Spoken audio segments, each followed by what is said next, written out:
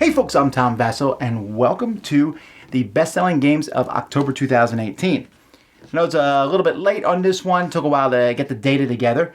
The data, by the way, is from CoolStuff Inc., one of the largest online board game retail sites. So that, take that into account as we look at these games. And I'm going to be going through the best 10 selling games in October by number of units sold. So number 10 is Forbidden Sky. This is the third game in the Game Right trilogy here. We have Forbidden Island and Forbidden Desert. I was not as big of a fan of this one, but that name's still pretty strong and people like this series. Number 9 is Brass Birmingham. Now, Brass, it's interesting. It seems like this sequel to Brass, which is, I haven't played it yet, so I'm not sure how different it is from the regular game of Brass, but it seems like this one is getting a lot more love than the original game even. Number 8 is the constantly widely praised Spirit Island. This cooperative game, a heavier one, but with a unique, interesting theme, seems to be a game with a fairly long tail. Number 7, Between Two Castles of Mad King Ludwig. I don't think this game is going to be one of the best sellers from Stonemaier Games, but it is still a Stonemaier game, so that's, I'm sure, why it's on the list. Number 6, Archaeology New Expedition. Now this is kind of interesting because I didn't expect. This is an older card game that's been reprinted a couple years ago from Z-Man Games. Maybe they just re-released it. It is a great little game, so I'm glad to see this one doing so well.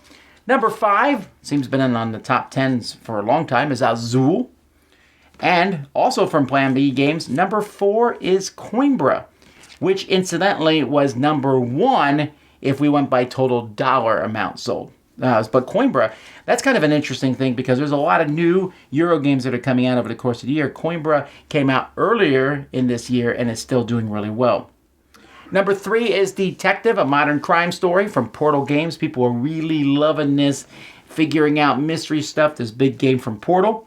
Number 2 is Reef. I'm very glad about this. When I first played Reef, I predicted that it could become a big gateway style game. I don't think it's going to be as big as I had originally thought, but it is obviously enough here to be number 2. But number 1, a tiny little card game, which some people argue whether it's a game or not, and that is The Mind. This one is doing extremely well. I remember just a few weeks ago I introduced it to some people who had never played games before, and they fell in love with it. This game just does really well.